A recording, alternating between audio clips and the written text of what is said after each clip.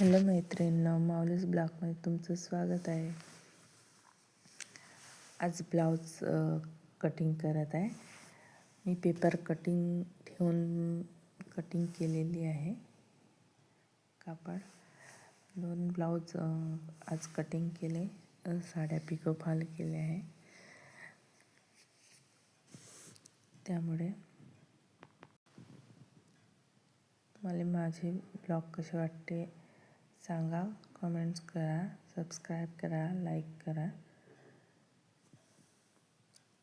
आणि एकाच कस्टमरचे हे 2-3 ब्लाऊज होते, पण मी एका वेळी नाही कापत, एक एक करून कापते. त्यामुळे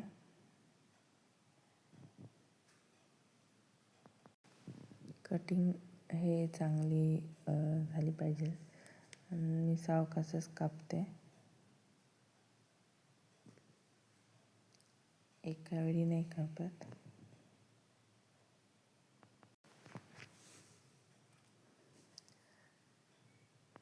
जेव्हा कस्टमर ब्लाऊज देते आपल्याला, तेव्हा आपल्यावर जिम्मेदारी राहते का ते ब्लाऊज त्यांना परफेक्ट बसले पाहिजे, चांगले झाले पाहिजे.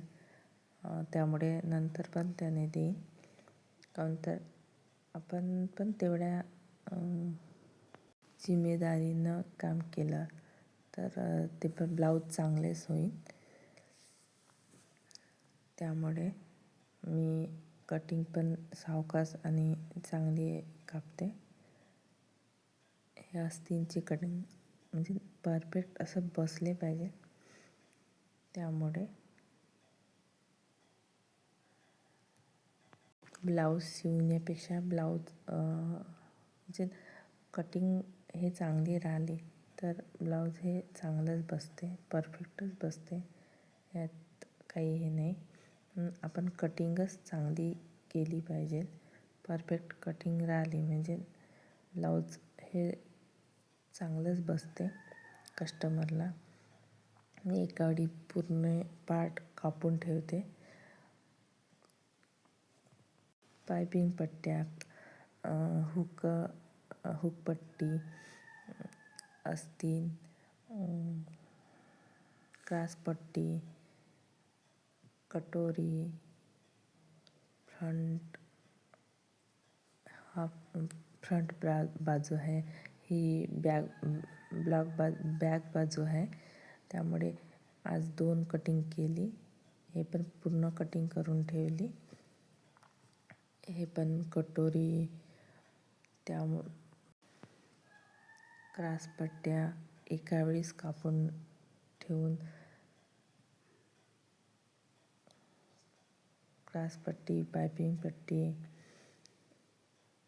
फ्रंट साईड हुक पट्ट्या आणि बॅक साईड पूर्ण एका वेळी कापून ठेवले. म्हणजे जेणेकरून आपण जेव्हा शिवतो तेव्हा पटापट झालं पाहिजे. आणि हे फेकून नाही द्यायचं राहत, हे पहिले ठेवायचं राहते. जोपर्यंत आपला ब्लाऊज कंप्लीट होत नाही तोपर्यंत. धन्यवाद.